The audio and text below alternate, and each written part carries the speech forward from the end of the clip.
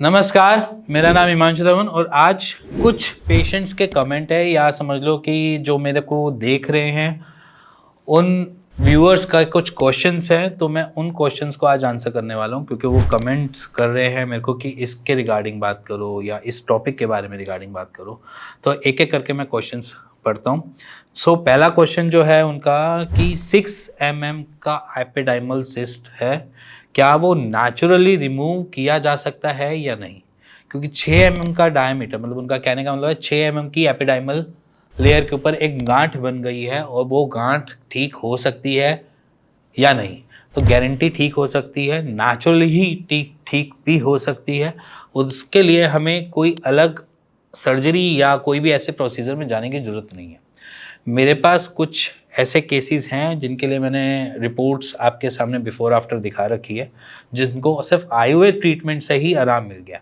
But यहाँ पर ऐसा नहीं है कि सिर्फ आयुर्वेद ट्रीटमेंट ही काम करता है, यहाँ पर होम्योपैथ भी और आयुर्वेद दोनों ही ट्रीटमेंट अच्छा काम करते हैं, जहाँ पर हमें सिस्ट को कम करना होता है या सिस्ट को भगाना होता है। सेकंड क्वेश्चन आ रहा है, उन्होंने पूछा है सर मेरा 2 महीने हुए हैं, मैं 3 बार मास्टरबेशन कर रहा हूँ या हो रहा है और सीमन में ब्लड आया है, क्या वो कैंसर है? सर मैंने दवाई भी खा ली है लेकिन अच्छा नहीं है हो रहा है, प्लीज सर हेल्प मी।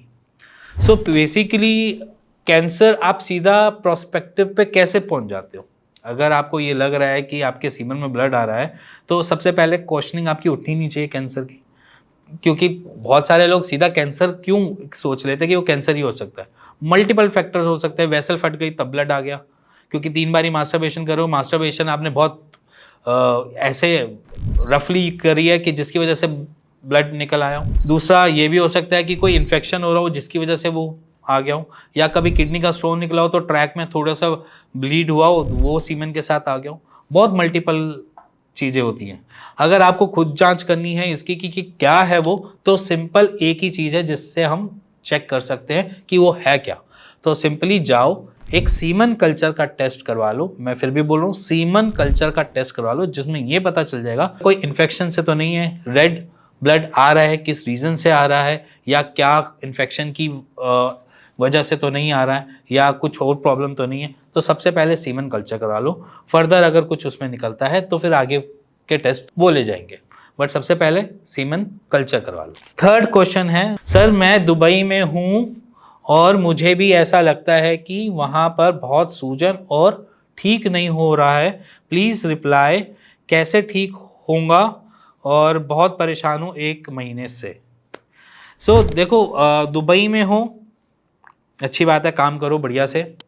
अभी इसमें क्या है कि सूजन जो है उनका, मेरे ख्याल से कहने का तात्पर्य ये है कि वो टेस्टिकल्स में सूजन की बात कर रहे हैं कि वहाँ पर उनको सूजन महसूस हो रही है।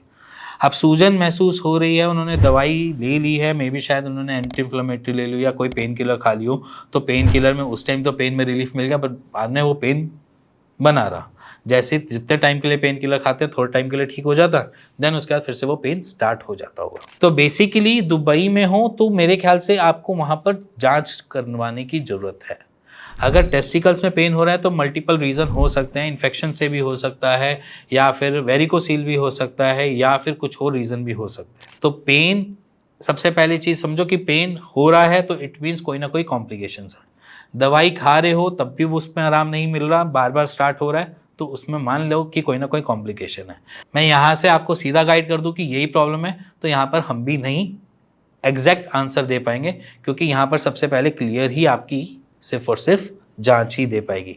इसके लिए एक यूएसजी स्कैन करवा लो, ठीक है। यूएसजी स्कैन में ये क्लियर हो जाएगा कि इन्फ्लेमेशन आ रही है तो क्या आ रहा है, इन्फ्लेमेशन किस रीज़न से आ रही है, ये भी थोड़ा सा क्लियर हो जाएगा।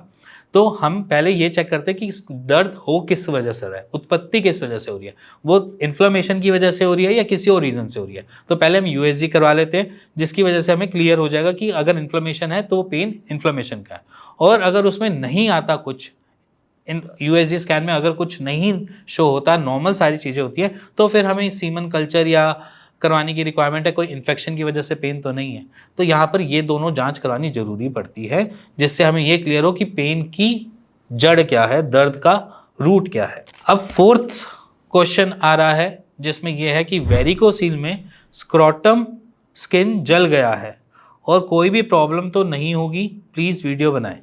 देखो, वेरिकोसील में स्क्रोटम जल गया है ये समझ नहीं आया, क्योंकि वेरिकोसील में स्क्रोटम कैसे जल सकता है?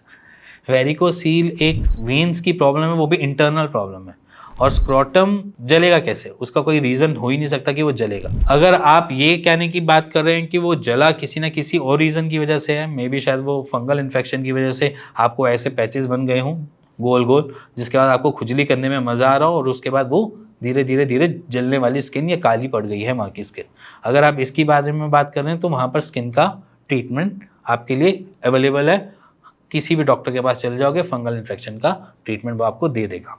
और रही बात वेरिकोसील से, वेरिकोसील से स्क्रोटम का कोई जलने का लेना देना नहीं होता।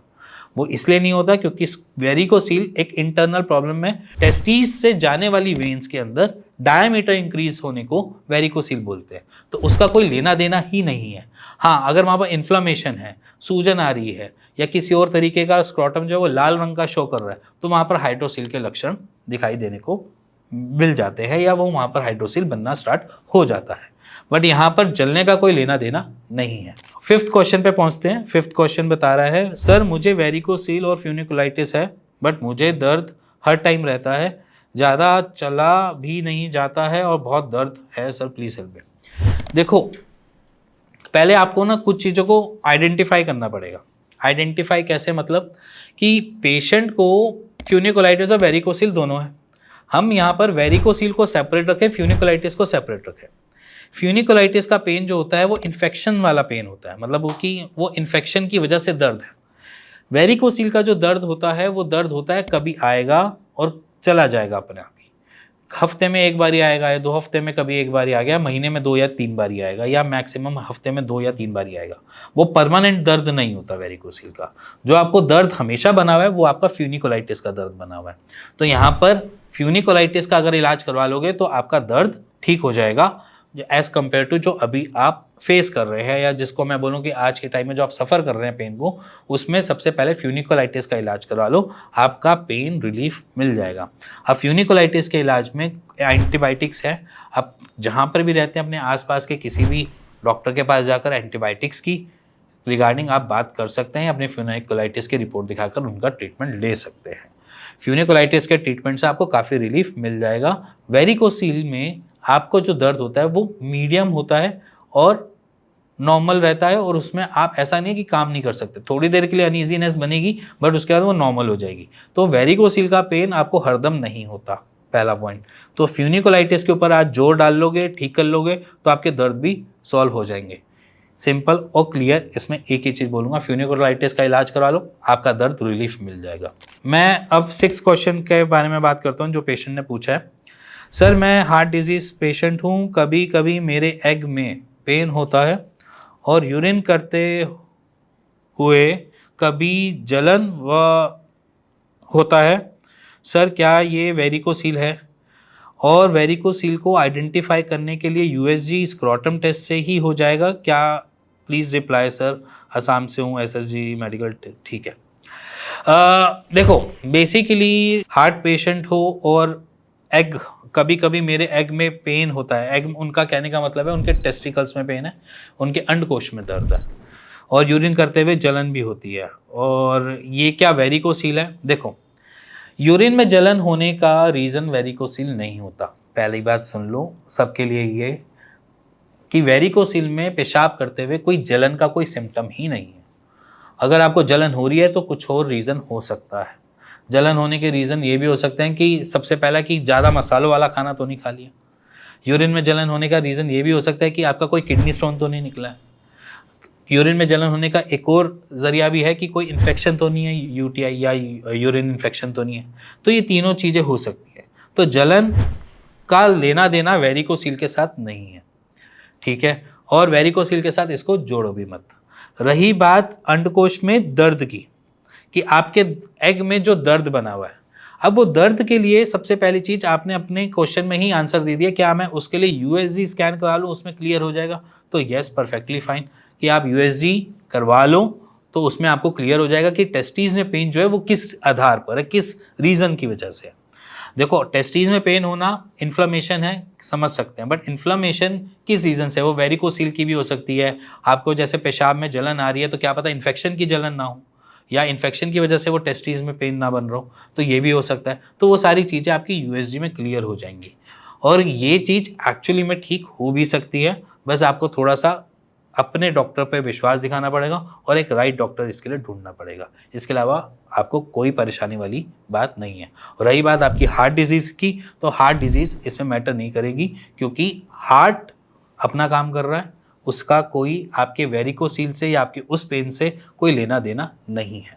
अब बात करते हैं 7th क्वेरी पे। सर मेरे दोनों अंडकोश को छू भी नहीं सकता, बहुत दर्द होता है और अब तो लगातार 1 महीने से दर्द हो रहा है, मैं बहुत परेशान हूँ, कृपया मुझे सही होने का तरीका बताएं। देखो अंडकोश में दर्द होने के मैंने बताया कि काफ़ी सारे रीज़न हो सकते हैं। अंडकोश में दर्द एक सिंगल एक चीज़ की वजह से नहीं होता, मल्टीपल रीज़न हो सकते हैं। तो अंडकोश के दर्द को आप अगर सीधा बोलो कि मैं सॉल्यूशन दे दूं, तो सॉल्यूशन उसका कुछ नहीं है, एंटी इन्फ्लेमेटरी दवाइयाँ खा लो, क्या पता उससे आपको आराम मिल जाए, सॉल्यूशन यही है। बट वो दर्द किस रीज़न से हो रहा है पहले उसको चेक कर लो। इसी के लिए मैं अपनी हर वीडियो में बोलता हूँ कि आप सीधा निष्कर्ष पर ना पहुँचो, उससे पहले उसके लिए एक फैक्ट्स चेक कर लो कि है क्या हुआ है एग्जैक्टली। अगर वो यूएसजी स्कैन में अगर कुछ चीज़ें क्लियर हो जाती हैं तो इट मीन्स कि वहाँ पर किसी भी डॉक्टर के लिए काम करना ईजी हो जाएगा, रादर देन वो पहले आपको 15-20 दिन की दवाई खिलाए, फिर 15-20 दिन के बाद आपकी जांच करवाए और फिर वो जांच करवाने के बाद फिर वो आपको उसकी दवाई खिलाए। तो उससे बेटर है पहले जांच करवा लो, 15-20 दिन क्यों वेस्ट करने, है ना।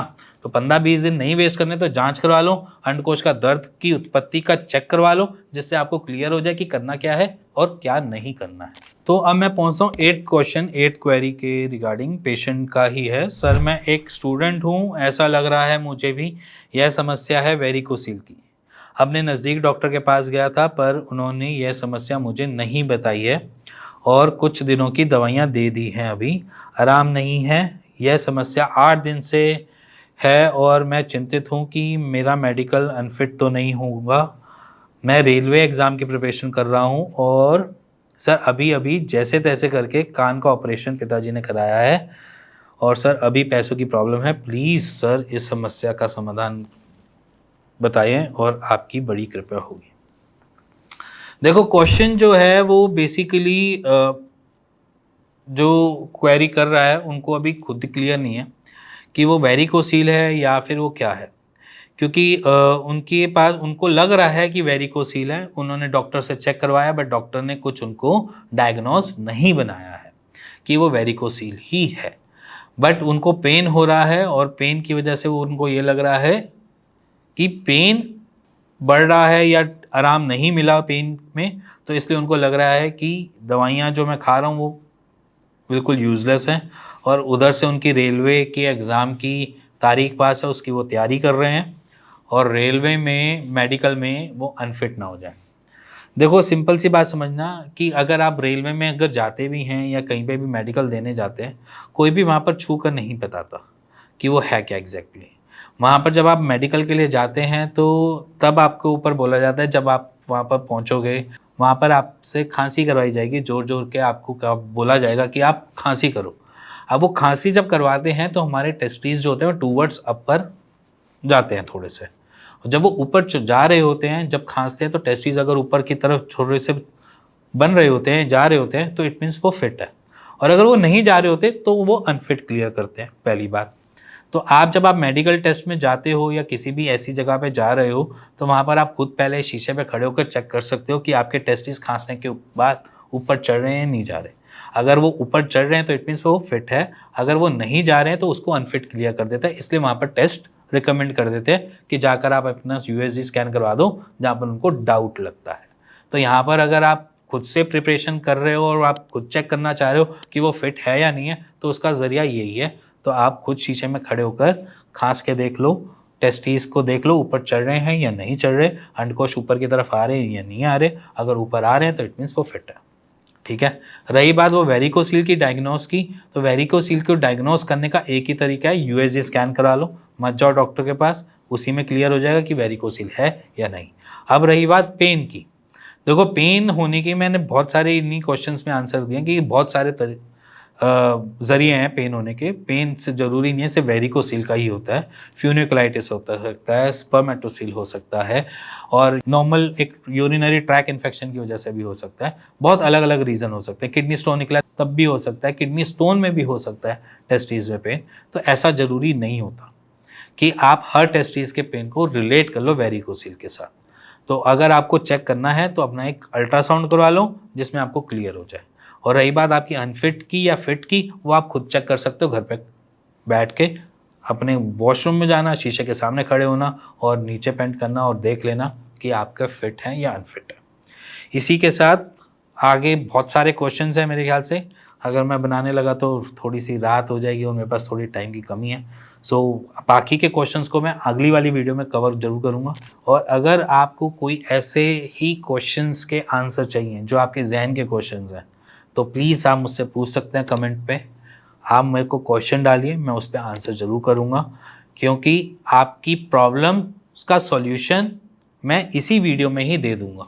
आपको इधर उधर भटकने की ज़रूरत नहीं है। बट हाँ, जहाँ पर मैं टेस्ट बोलता हूँ तो वहाँ पर टेस्ट करवा लो फॉर फ्यूचर के लिए, क्योंकि जितना आप डिले करोगे टेस्ट को उतना आपके लिए दिक्कत बढ़ेगी।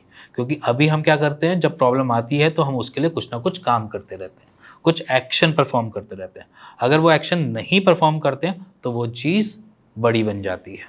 मान लीजिए आज एक छोटा सा एक डायमीटर है, माइल्ड डायमीटर, मैं उसको अवॉइड ही करता रहता हूँ, वो धीरे धीरे देखे तो थर्ड ग्रेड में पहुँच जाता है। फिर वो थर्ड ग्रेड में जब पहुँच जाता है तो उसकी रिकवरी भी फिर वैसे ही स्लो मिलती है as compare to mild grade के रिगार्डिंग। तो समझो चीज़ों को, एक सिंपल सा तरीका है, खुद से जांच करवानी है खुद से जांच करवा लो, नहीं तो अपने आसपास के डॉक्टर से मिलके एक प्रिस्क्रिप्शन लेटर पर लिखवा कर जांच करवा लो।